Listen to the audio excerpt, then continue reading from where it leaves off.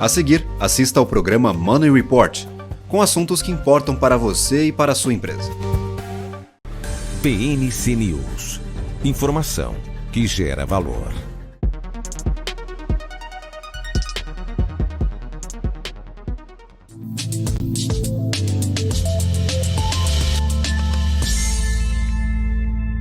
Olá a todos, bem-vindos a mais uma edição de Money Report TV aqui na BMC News. Hoje o nosso programa é diferente. Primeiro porque ele está sendo gravado ao vivo com a plateia e tem 4 debatedores. Mas além disso, nós vamos fazer um programa temático. Ele vai girar todo sobre ESG, porque afinal de contas estamos gravando durante o ESG Day, uma iniciativa de Money Report, aqui na Aya Earth Partners, que é um lugar absolutamente fantástico. Se vocês não conhecem, vocês precisam conhecer, e eu aconselho a procurar a CEO, que é a Patrícia Ellen. Vocês vão ver que iniciativa fantástica. Vai ajudar todas as empresas que se preocupam com a questão ambiental a lucrar com isso e encontrar um propósito melhor das suas corporações. Bom, hoje nós temos aqui, começando do meu lado esquerdo, Carlos Pereira, que é CEO do Pacto Global da ONU. Nós temos a Mariana Cardoso, que é Head de Compliance do BTG Pactual e também sócia do banco. E, por fim, Dilma Campos, que é CEO da Nossa Praia, que é uma empresa de tecnologia e comunicação voltada para ESG. Bom, começar justamente pela Dilma. Trazer tecnologia para a comunicação é algo que a gente já vê recentemente com o crescimento das redes sociais, mas vocês têm uma capacidade de medição, de verificar exatamente o que cada uma das empresas está fazendo. Então, como é que se faz isso? Qual é a metodologia para se fazer essa medição? Bom, esse foi um grande desafio mesmo, Aloísio. Quando a gente olha, né, você ainda não tem um parâmetro que todo mundo hoje siga. Então, você tem vários parâmetros aí dentro do mercado. E o nosso grande desafio foi que, para mensurar isso, a gente deveria seguir exatamente vários parâmetros. E a tecnologia, nesse ponto, poderia muito nos ajudar. Então, o que a gente fez foi olhar os parâmetros que a gente tinha disponíveis para colocar tudo isso dentro de uma plataforma e criar um coeficiente de avaliação a partir deste olhar.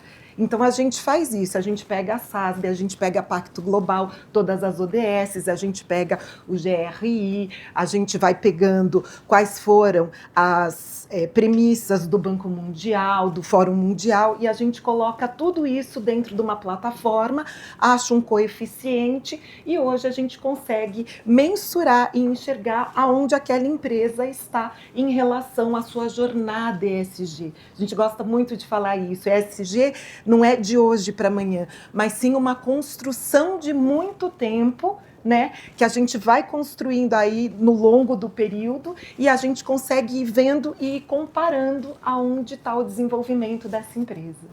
Eu tenho a impressão que o E e o S são muito propagados, mas o G, o da governança, é o grande problema, né? Vocês conseguem mensurar também essa parte? Sim, a gente também mensura essa parte dentro desse formato. É um grande questionário onde a gente vai respondendo perguntas sobre o S, sobre meio ambiente e sobre governança.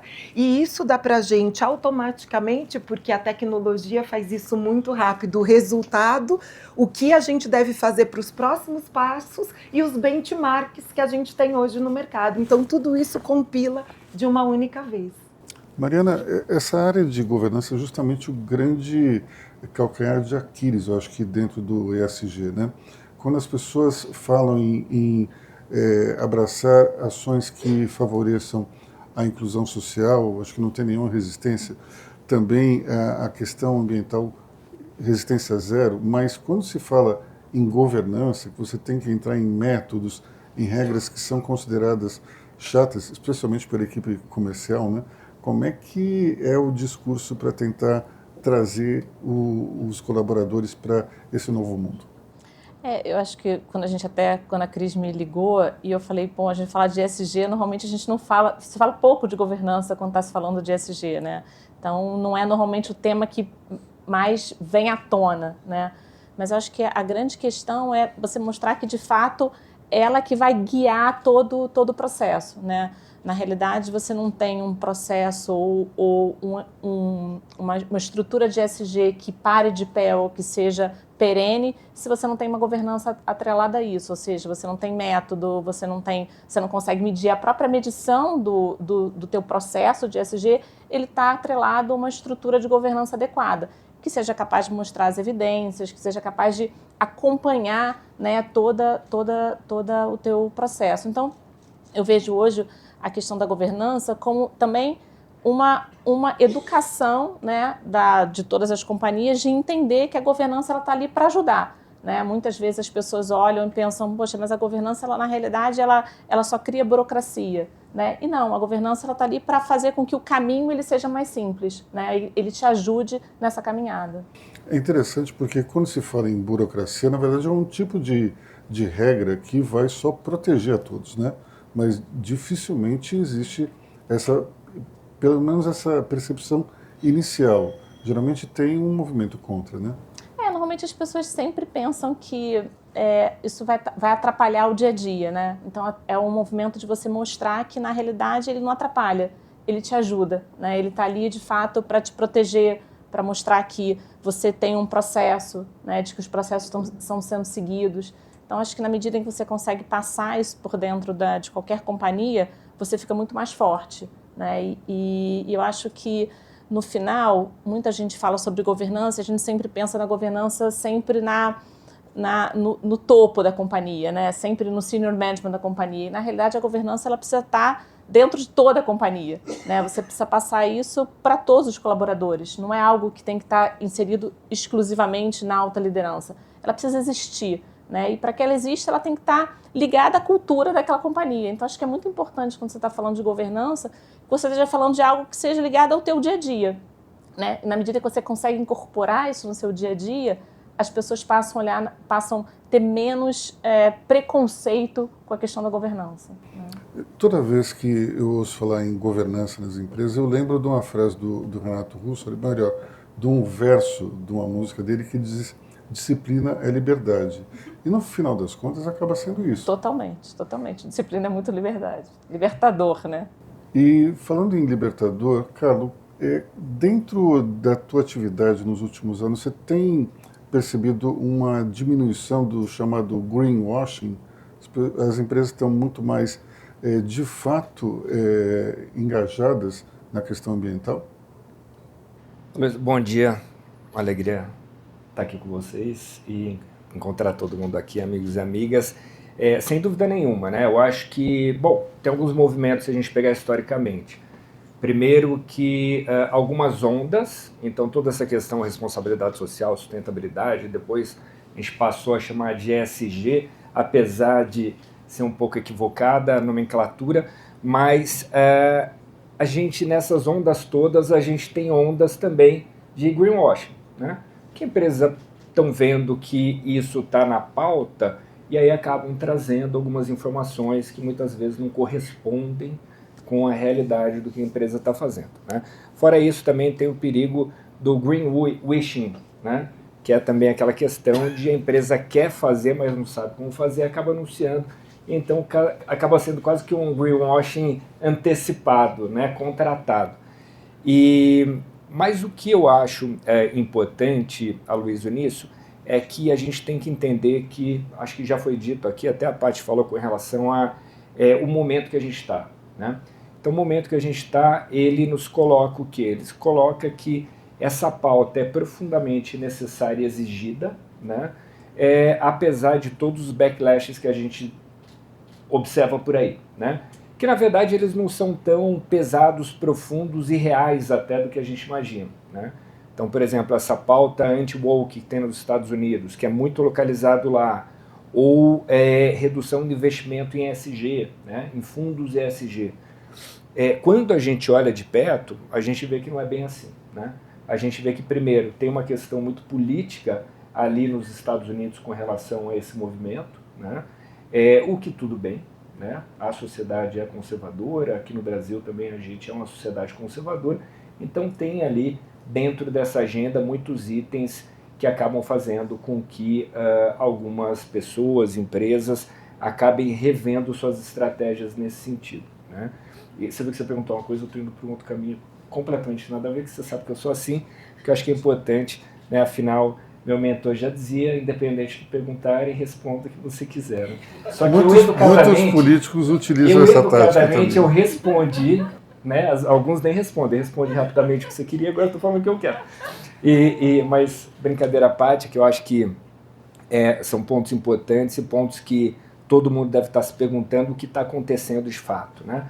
Fato é que regulação vem crescendo de uma maneira assim impressionante, né? A gente está vendo, né? E vocês têm que se adaptar o tempo todo ali, isso Europa, Brasil, enfim, mundo todo, e a gente vai ter que se adaptar cada vez mais. E com relação ao investimento também, o investimento a gente vê que quando tem ali fundos que têm fundos temáticos com o título ESG, a gente pode ter visto nesses últimos 2 anos alguma queda, mas daí quando a gente vê outros fundos especializados, a gente vê que esse dinheiro ele só aumenta, né? Então isso para falar que, e aí vem a questão da tecnologia que é muito importante, e aí voltando à tua pergunta, a gente tem que ficar sem dúvida nenhuma cada vez mais atento, porque a sociedade está cada vez mais qualificada, e por sociedade eu coloco aqui investidores, coloco aqui poder público, coloco a sociedade em geral, consumidores, né? Então querem cada vez mais esses itens aí relacionados a ESG, né? Todo mundo, todos esses stakeholders. E aí com isso, com o avanço da tecnologia, a gente consegue medir cada vez mais, independente do tema, seja ambiental, seja social, de governança, então ficar, uma vez, stakeholders mais qualificados e ficando mais fácil a gente monitorar, então incorrer nesse erro de greenwashing é uma besteira que vai impactar muito fortemente a empresa, sem dúvida nenhuma. Quando vocês são chamados para analisar algum caso corporativo, qual é o principal problema que vocês detectam? Aonde as empresas estão pecando mais? Na verdade, para mim, o primeiro passo é entender que isso é uma jornada, porque normalmente quando elas nos chamam, elas querem que de hoje para amanhã a gente resolva o problema. E a gente fala, não vai resolver, porque passa por governança. Primeiro, eu gosto muito de falar que o ESG é a língua financeira. E as pessoas às vezes nos chamam para o social e a gente fala, mas e a governança? E o ambiental? Então, esse conjunto é muito importante que caminhe junto. E quando a gente analisa, a gente fala assim, gente, se a gente não começar pela governança, a gente não institui mais nada. Então, a governança é o ponto para a gente que tem sido mais importante para a gente conversar com as empresas, para entender que a governança, como ela já falou, ela não está dentro do C-Level, ela não está numa gerência superior, ela está dentro da cultura. E aí você tem que passar, olha, a gente vai precisar de um especialista de cultura aqui. Não, mas o problema é ESG, mas sem a cultura a gente também não consegue avançar. Então são esses passos que estão absolutamente ligados nesse ecossistema que a gente precisa monitorar. Mas o nosso primeiro passo, sem dúvida nenhuma, tem sido a governança. O que a gente tem visto é que as empresas têm avançado na área ambiental, na preocupação ambiental e estão aí em busca de trazer soluções. Na área social é uma área que já está mais instituída ainda, mas na área de governança, e se isso não estiver ligado, a gente dá um passo e volta 10. Vamos então chamar a primeira participação especial, que é do Rafael Tello. Precisa de um microfone aqui para ele. Bom, pessoal, bom dia. É muito bom fazer parte, mais um ano, né? Mais um evento desse. Parabéns aí ao Luiz, ao Cris, o time todo da Money Report. Eu acho que todos vocês falaram aqui de questões que estão ligadas a um ponto que eu acho que é fundamental aqui, que é gestão de risco, né? Acho que a principal contribuição do ESG, da sustentabilidade para as empresas, é melhorar a gestão de risco. Então, vou deixar aqui livre, mas eu queria entender assim, como que vocês estão percebendo essa conexão do ESG influenciando a gestão de risco, né, das empresas para que elas possam lidar com temas amplos, com regulações emergentes, né, com a questão de greenwashing. Então, esse aqui era o ponto que eu queria entender. Como que vocês estão vendo esse momento e se esse é um caminho que a gente pode ter para manter o ESG se reforçando dentro das organizações? Se o Carlos pudesse responder, mas de fato o que o Telo perguntou, seria bom. Ele fez isso para mim. Na verdade, a gente se conhece há o quê, Rafa? 20 anos, a gente fez MBA junto na Alemanha. E, na verdade, é isso, né? Sustentabilidade, ESG, seja o que for, entrou pela porta da gestão de riscos, né?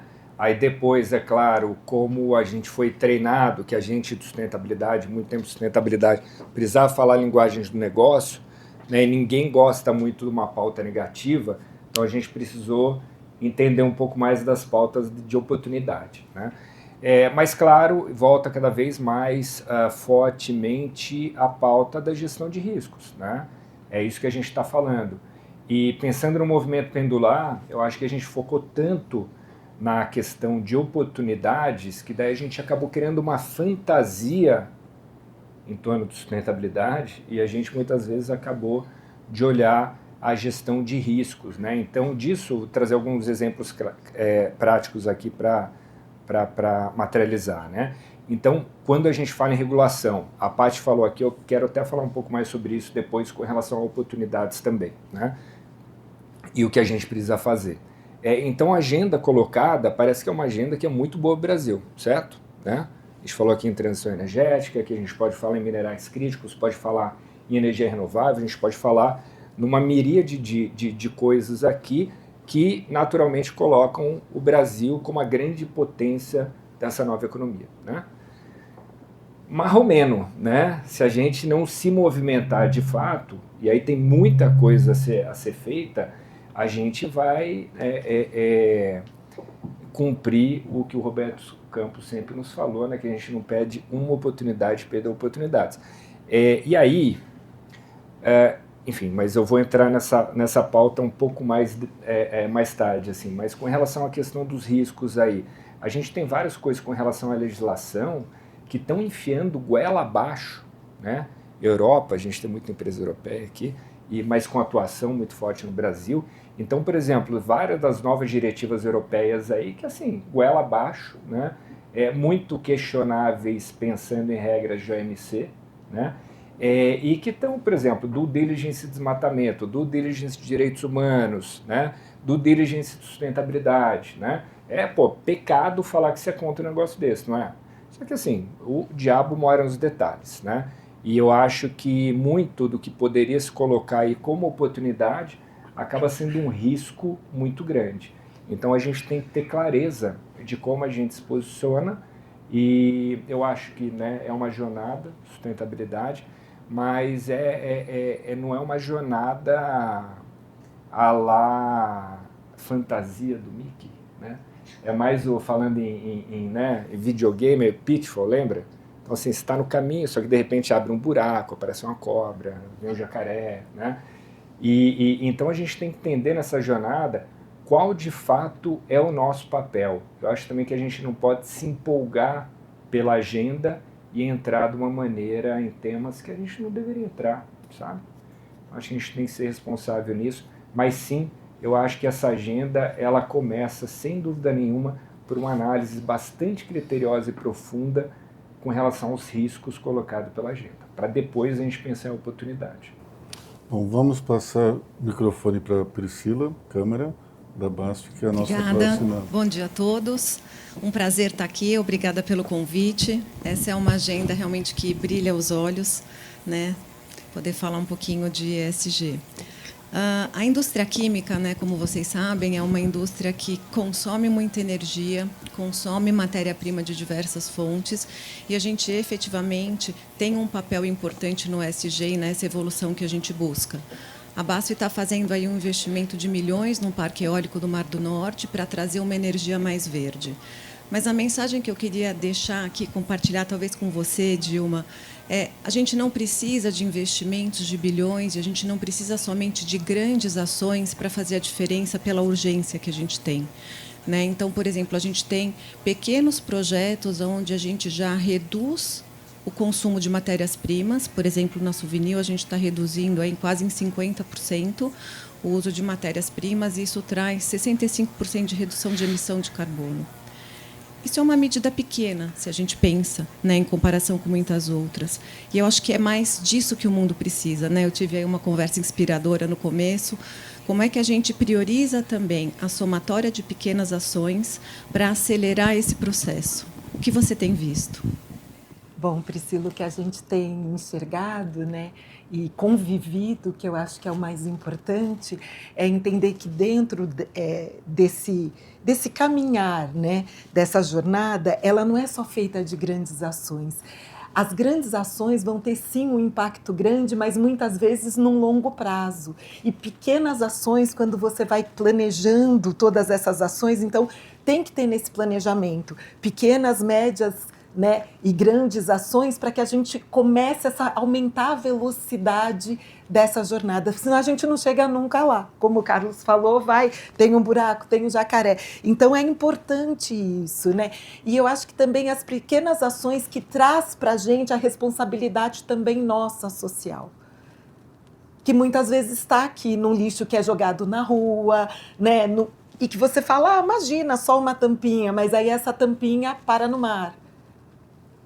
Então, esse lugar, inclusive, de educação dentro das empresas está sendo super importante para que as pequenas ações, de fato, sejam muito poderosas, porque elas são. O Dilma tocou num ponto importante, que é o mau exemplo que acaba virando algo educacional. Né? Nós tivemos recentemente um grande escândalo financeiro, uma fraude contábil no mercado aberto, de ações, e aí eu acho que isso pode, de alguma maneira, ter também ajudado na questão da compliance dentro das empresas, ou foi o contrário?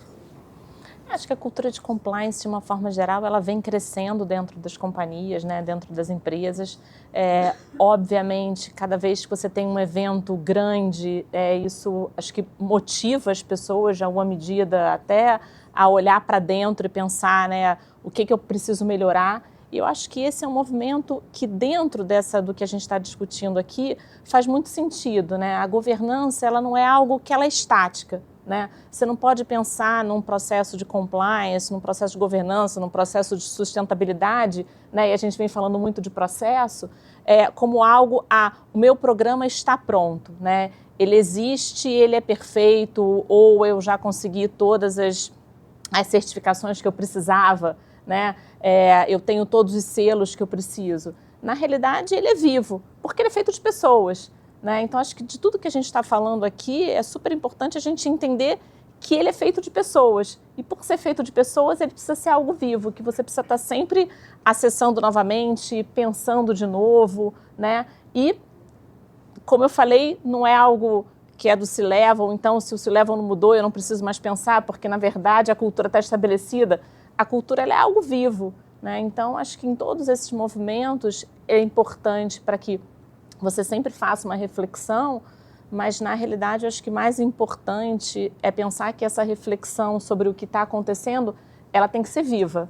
Né? Se a gente imaginar que eu vou sentar e falar meu programa é perfeito, talvez eu jamais tenha entendido sobre o que eu estou falando.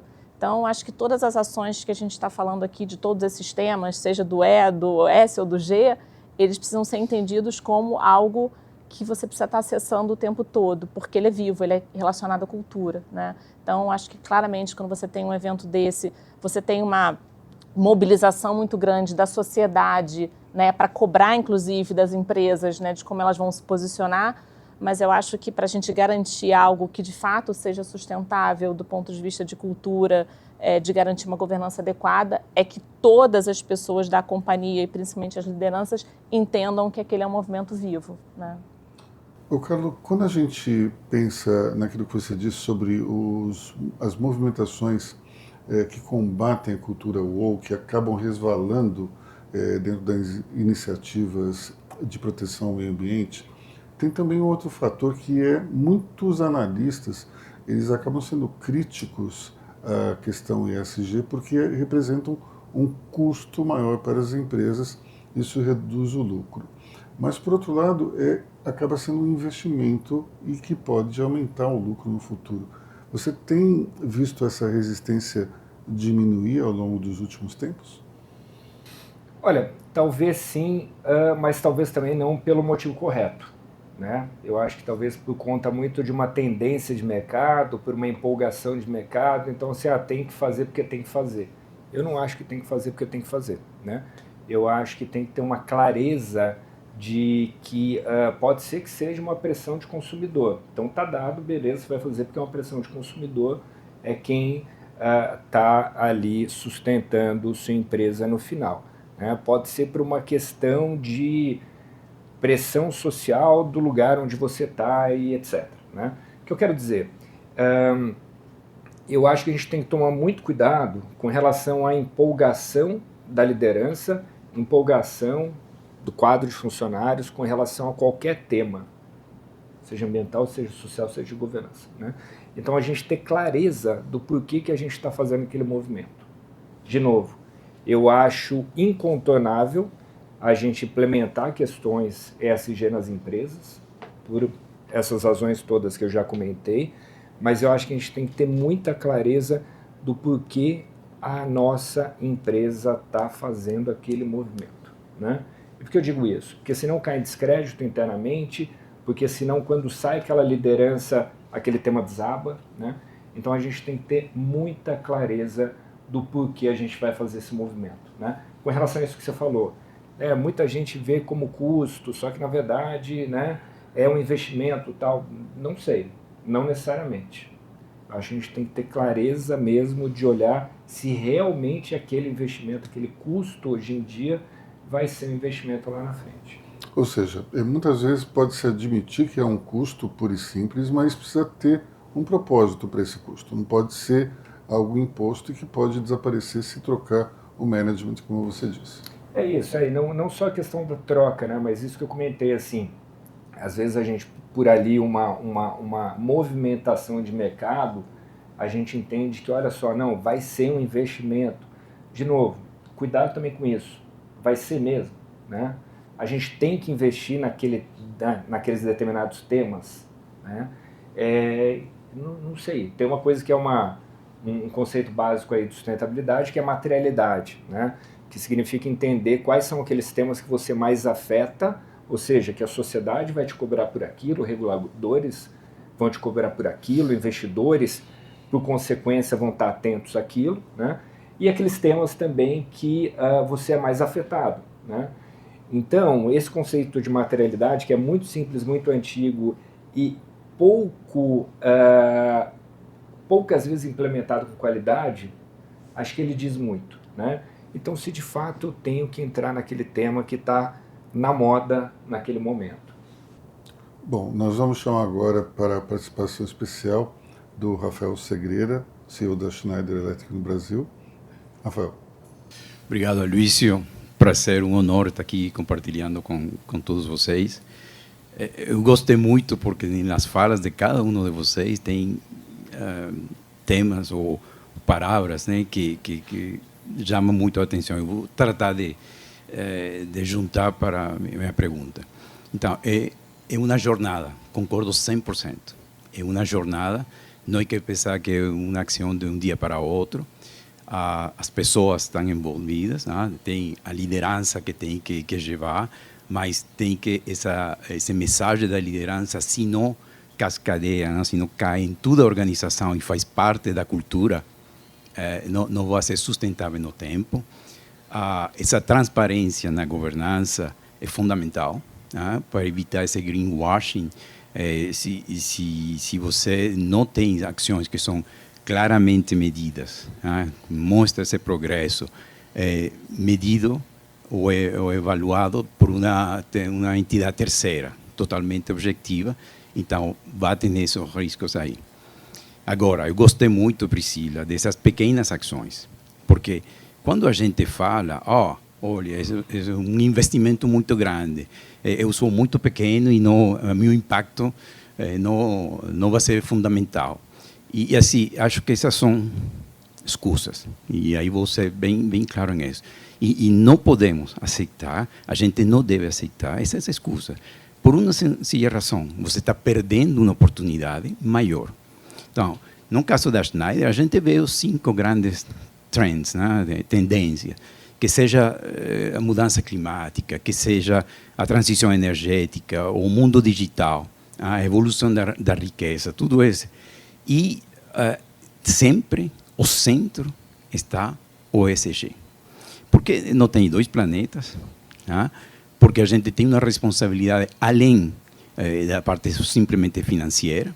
Então, vou dar só um exemplo e gostaria depois, provavelmente, você... O caso da empresa, nos últimos 20 anos, né? Porque é a jornada, a gente vai mirar a parte sólida dos investimentos.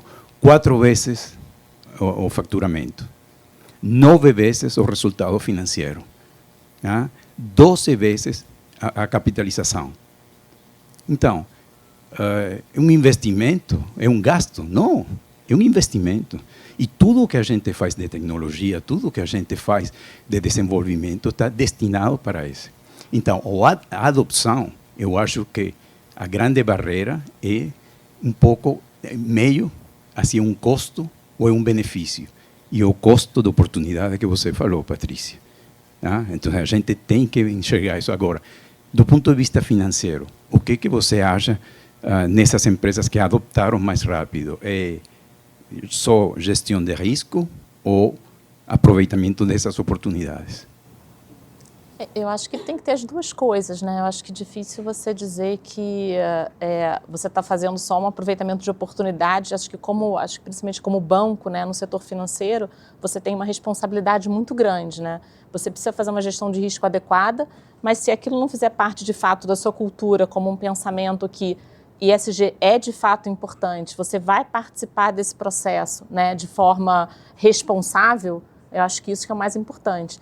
E ter responsabilidade nesse processo é entender que ele é um processo, né? E que então não é que eu vou levantar uma bandeira simplesmente, eu vou dizer, eu vou estar seguindo essa bandeira, seja ou simplesmente por uma questão regulatória, né? Porque também acontece, mas porque eu acredito naquilo, porque do ponto de vista de cultura, eu entendo que eu faço parte de uma sociedade, então eu tenho que ter uma gestão de risco adequada, eu tenho que pensar na sociedade de forma adequada, sempre entendendo em que momento que você está, né? Então, se a gente está falando de uma companhia, né? Então acho que ela falou muito bem da BASF, e a gente vai estar falando de um banco, a gente vai estar participando desse processo de uma outra forma. E eu acho que a gente tem que ter muita responsabilidade sobre isso, né? Eu acho que hoje, dentro do BTG, a gente encara esse ponto com bastante responsabilidade, né? Seja quando a gente está fazendo uma política de crédito, seja quando a gente está falando de uma política social, seja quando a gente está falando de um investimento na área de asset management. Então, a gente está sempre pensando nisso de forma, aliando a gestão de risco, né? Aliando as questões financeiras,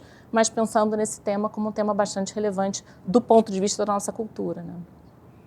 Dilma, quando uma empresa procura a nossa praia, ela é motivada por uma pressão do mercado, do consumidor, é uma iniciativa que vem do executivo, como o Carlos estava falando, ou é algo que vem dos colaboradores? Normalmente, da onde vem essa pressão? Raramente para a gente dos colaboradores, raramente. Isso normalmente é um movimento que vem ali do C-Level, então muitas vezes nasceu no conselho, né? Hoje, sentando em conselho, eu tenho visto bastante isso, e nasce ali, e aí, olha, alguma coisa precisa ser feita. Mas aí eu falo muito que precisa ser feito o quê? Qual a materialidade de vocês, né? A gente nem tem materialidade. Aí, então, de novo, a gente vai de novo entender isso. Não, mas a gente só queria fazer, às vezes, uma campanha de comunicação de impacto, dessas que ficam ali, que as pessoas choram. Tudo bem, a gente pode fazer, mas vamos entender, então, qual que é o território criativo e aonde nasce esse território criativo? Na materialidade. Então, assim, vamos entender essa materialidade, entender o território criativo, porque o território criativo é verdadeiro. E aí sim, você quando desce para a cultura, quando você, eu falo, né, traz isso para os colaboradores, transformando essas empresas, inclusive em plataformas de educação ali deste lugar, você vai conseguindo mudar. Então, normalmente, assim, 99% das vezes vem do C-Level. Ô, Carlos, é interessante esse depoimento de que você tem uma pressão que surge do Conselho. A gente já tinha conversado isso lá na própria ONU, que como os conselheiros, eles são uma espécie de usina de ações ESG, né? Você tem percebido que isso tem se espalhado dentro das empresas? Porque todo mundo conversa com você quando a questão é mais ambiental, né? Os conselheiros fazem de fato toda essa pressão? Olha, eu acho que o conselho tem duas grandes funções ali, né? Uma que é o oversight ali do management, né? Ou seja, olhar o que está fazendo e pensar, claro, o futuro da empresa para também não ficar muitas vezes num curto prazismo que muitas vezes o management acaba fazendo, né? E quando a gente olha para frente, é inevitável a gente falar em sustentabilidade, né? Porque a tendência é muito clara, né? O caminho talvez não seja super suave, né? Então, ora, você está falando aqui mais de clima, por exemplo, aí de repente dá uma baixada por algum motivo, entra uma crise econômica, aí você deixa um pouco de falar nesses temas, né? Mas fato é, sem dúvida nenhuma, pensando em clima que eu dei de exemplo, é aquilo, a gente vai zerar, vai ter emissão de carbono neutra, né? Uma economia, emissão de carbono neutra no futuro? Vai ter, tenho certeza disso. Vai ser 2050, 60, 70, 80, não sei, mas que tem, vai chegar lá, né?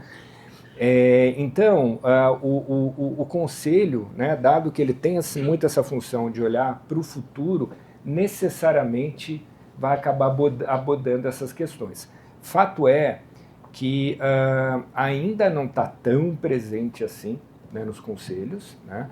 Mas é interessante, se a gente olhar um movimento, observem, todo mundo aqui acompanha, faz parte de alguma maneira, o movimento do BGC nos últimos anos, né? Eu fui da turma, acho que 121 ali, e são uns 3 anos mais ou menos, de conselheiro, e, gente, assim, basicamente são aulas de sustentabilidade, né? Que é isso, é olhar para o futuro e ali de maneira incontornável você vai falar em sustentabilidade. Você vê então o IBGC, compare o IBGC de 5 anos atrás para o IBGC de hoje, né? Então eles, faz a comparação, você vai ver, falava-se muito pouco, né? E hoje está muito ali embebido nessa agenda ESG. E não só o IBGC, qualquer associação relacionada à governança corporativa. Então entendo que sim, é um movimento que está cada vez mais se solidificando. A gente vê, tem um outro estudo, só para materializar também, um estudo que acho que é da KPMG ou EY, não sei, que fala do número de comissões de sustentabilidade, o Comitê de Sustentabilidade assessores aos conselhos de administração, né? Ele foi de, sei lá, 5, 10 a 10 anos atrás, né? Aí veio aumentando aos poucos, chegando a 60 empresas dentro do universo que eles colocaram, e agora está em 200 empresas, explodiu, né? Então, sem dúvida nenhuma, é um tema que o Conselho está atento e tem que ficar cada vez mais. Eu vou fazer uma pergunta agora para a Dilma, relacionada à questão de como as pessoas olhavam muito o ESG antes e se falava muito em crédito de carbono. E hoje se fala bem menos. Talvez porque crédito de carbono é muito mais uma questão de mitigar um problema e não preveni-lo. Hoje, quais são as principais ações de prevenção que você tem visto?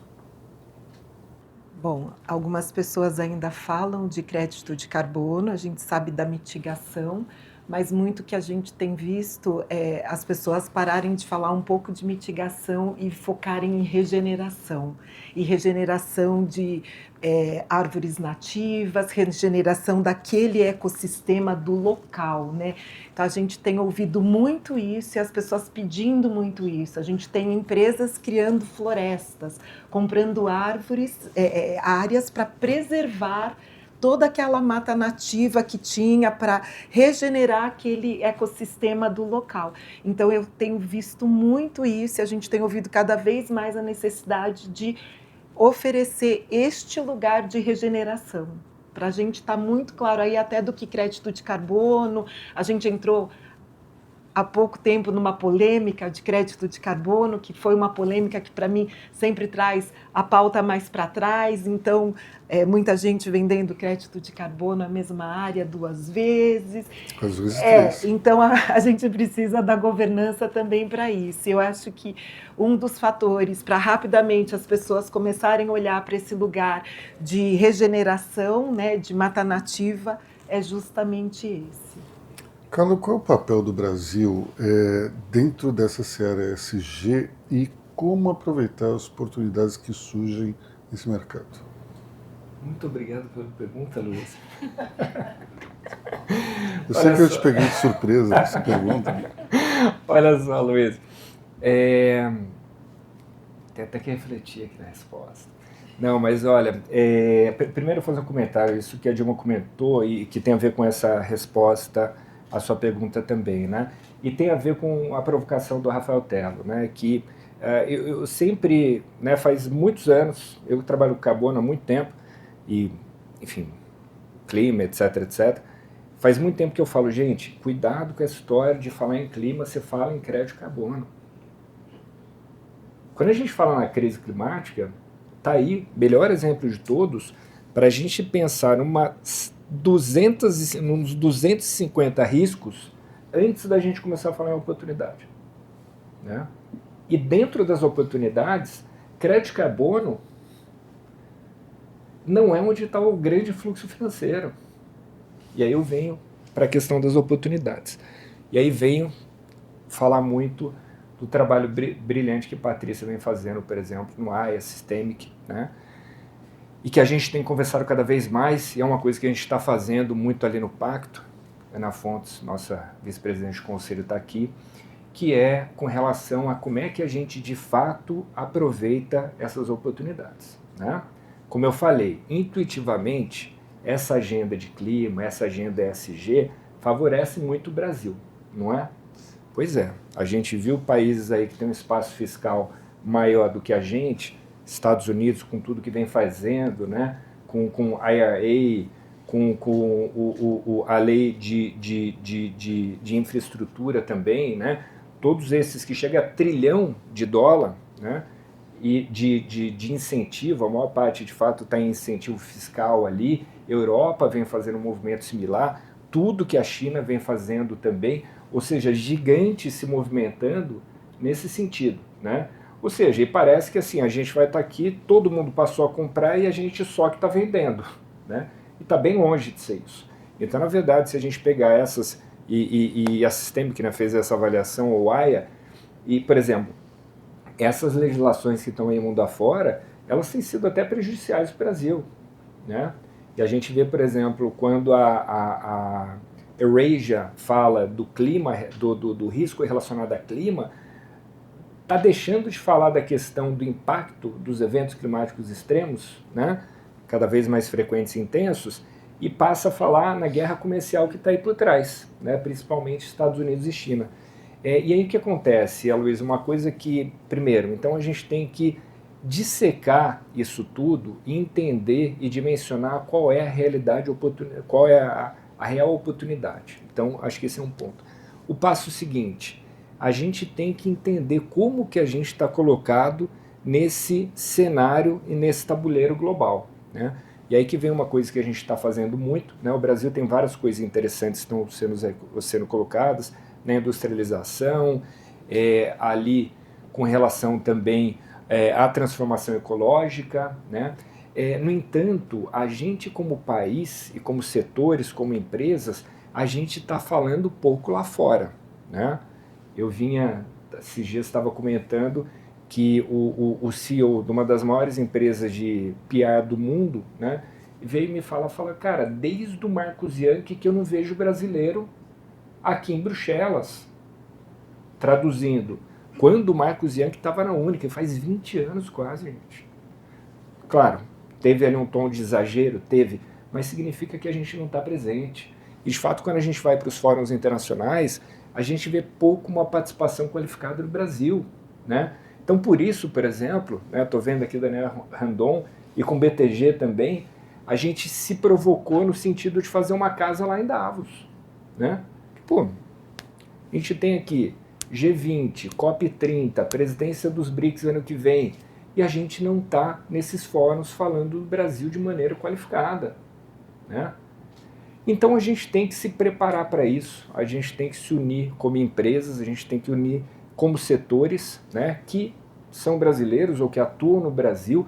Vamos lembrar hoje, quando se fala em biocombustível, né, que está ganhando uma força, apesar da eletrificação de tudo, a gente achou que isso fosse ter algum decréscimo, na verdade está sendo potencializado cada vez mais, principalmente pensando em veículos híbridos, né? E lembrar que as grandes empresas hoje de biocombustíveis são empresas que não europeias, americanas, mesmo aqui no Brasil, né? Então como é que a gente se une como brasileiros, como setores, e leva essa pauta, né? Para finalizar mesmo, por exemplo, o imposto de carbono, que eu falei dos riscos que parecem oportunidades, né? O imposto de carbono, imposto de fronteira relacionado a carbono, CBAM, né, da Europa, né? Tem alguns setores ali, a gente é muito afetado, e assim, parece que é bom para a gente, porque teoricamente, quando a gente fala em aço, quando a gente fala em outros produtos, a gente tem um conteúdo de carbono muito menor que os outros países concorrentes, né? Mas será que é isso mesmo, né? E como é que a gente se deixou ser atropelado pelo CBAM da vida, que muita gente aqui reclamou? Eu lembro, por exemplo, de um grande empresário brasileiro que falou assim, não, mas isso não faz sentido, é um absurdo, não sei o que lá, tal.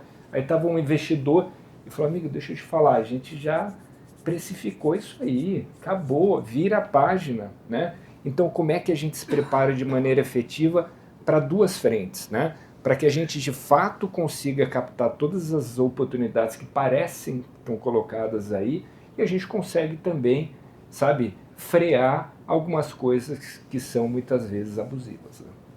Vamos chamar então agora nossa participação especial número 4, Vitório Danese, CEO dessa empresa. Obrigado, Luiz. Bom dia a todos. Prazer estar com vocês. Eu vou fazer uma constatação, uma provocação. Não sou especialista como esse palco, alguns dos colegas que estão aqui ao meu lado, mas a nossa companhia é uma companhia de tecnologia. Nós somos a maior empresa de outsourcing de equipamentos de TI do país. Temos mais de 650 mil equipamentos sob gestão em clientes. Há 5 anos, a Simpress ela neutraliza 100% a geração de carbono interna, e há 3 anos nós lançamos um programa de neutralização de carbono dos equipamentos que a gente tem instalados em clientes.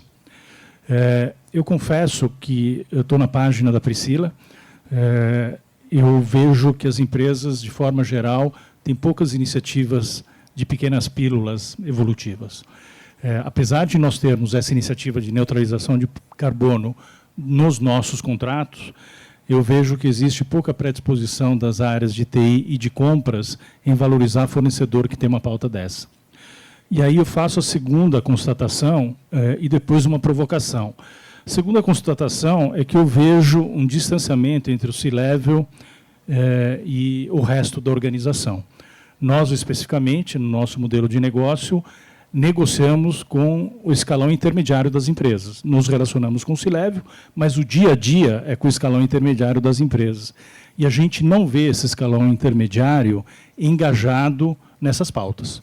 Então, quando a gente trabalha de maneira intensa essas iniciativas, não existe eco e interesse nessa discussão. Então, acho que tem um trabalho muito forte a ser feito para que haja uma aproximação do desejo legítimo da alta administração com o resto da organização. A terceira constatação é de que, sim, essa pauta está na agenda das grandes organizações. Nós estamos falando aqui de empresas, conselho de administração, mas a economia do país é apenas uma pequena parcela dessas empresas. O resto, que de fato movimenta a economia do país, está totalmente fora dessa agenda. Então, a grande questão aí é a provocação de alguém que é amador nesse tema, não sou especialista. Eu acho que se a gente não tiver política de Estado muito bem definida para que a gente acelere esse processo, nós vamos estar enxugando gelo. Porque no dia a dia prático, eu não vejo esse movimento acontecendo na visitação que eu faço às empresas. Nós temos 2.400 empresas na nossa carteira de clientes, 2.400 CNPJs. Portanto, temos sim uma parcela de clientes corporativos e temos uma parcela relevante de middle market. Eu não vejo o middle market envolvido nessa pauta. Então, a provocação nós, empresários, sociedade civil, deveríamos ter um engajamento muito forte de buscar uma política de Estado para que esse processo se acelere no país. Dilma, você não acha interessante esse depoimento que o Vitória ele mostra uma visão do mundo real que é a falta de digamos, entrosamento entre a visão do C-Level com quem toca o dia a dia. Você tem percebido que isso acontece nos seus clientes? Isso é claro e nítido que acontece, né? Mas, por outro lado, eu também acredito que é esse processo e que vai chegar no momento que a cadeia inteira vai entender. Recentemente eu tive conversando com uma pessoa de compliance e o problema era justamente esse. Olha, a gente procura empresas que tenham, por exemplo, sócios, né, dos grupos minorizados, para que a gente coloque aqui dentro da nossa cadeia de clientes, né, de fornecedores, que a gente possa trabalhar com eles. E a gente não consegue achar, não é que consegue achar. A BASF, por exemplo, tem um programa de colocar esses grupos, empresas de grupos minorizados para dentro da BASF. O problema é que eles colocam para dentro, mas o próprio público consumidor não consegue puxar esses fornecedores. Então a gente entende que a conversa está ali, mas hoje ela está desconectada. Só que há 5 anos atrás não tinha nem essa conversa. Hoje ela está desconectada, então eu acho que ainda é um pouco dessa jornada até que a gente faça a conexão. Óbvio que as empresas podem avançar, né, essa velocidade. Como? Justamente letrando aquilo que a gente fala, o letramento é educacional, letrando as pessoas de dentro da empresa em toda a hierarquia da empresa. E aí a empresa vai começar a respirar isso de fato, né? Tem que ser verdadeiro, porque senão forma um monte de fornecedores, coloca para dentro e aí dali fica tudo parado. Então não consegue dar essa continuidade de fato, de olhar quem está fazendo, quem não está. Porém, quando você recebe uma requisição de informação, vem lá perguntando, é do Pacto Global? O que você faz de ativação? Então, a empresa pode ser muito pequena, mas ela tem que responder isso, que tipo de ação a ESG ela faz. Porém, dentro de toda a hierarquia dessa outra grande empresa, isso não está instituído. Então, hoje a gente ainda não tem esse diálogo, mas eu acredito que daqui a alguns anos vai ser inevitável esse diálogo estar instituído dentro das empresas. Bom, a gente chega ao final do nosso programa hoje com um desafio e a constatação de um paradoxo. O desafio é que, como o Vitória Danese dizia, nós precisamos trazer essa cultura de proteção dos valores de ESG para a média gestão das empresas. Não adianta nada o CEO ter uma visão muito comprometida e quem coloca a mão na massa não estar sintonizado. E a constatação do paradoxo é que nós nunca estivemos tão sem interlocução lá fora em relação a esses assuntos, um ponto levantado pelo Carlos Pereira, mas, por outro lado, nós nunca tivemos tantos empresários e executivos envolvidos com o tema. E um exemplo disso é esse evento no qual nós gravamos o programa Money Report TV de hoje. Se esse evento tivesse sido realizado 10 ou 15 anos atrás, nós estaríamos falando para uma plateia de ambientalistas e militantes. E aqui hoje nós temos cerca de 60 empresários executivos discutindo esse tema. Então, isso é um ponto importante, porque nós temos que aproveitar esse engajamento para criar interlocução lá fora e propagar cada vez mais esse tema que é importantíssimo. Bom, agradeço ao Carlos, a Mariana, a Dilma. Nós estamos aqui com 4 debatedores especiais, o Rafael, o Vitório, a Priscila e também o Telo. E muito obrigado pela cooperação, pela colaboração de vocês. E nós estaremos de volta quinta-feira que vem, aqui na BMC News.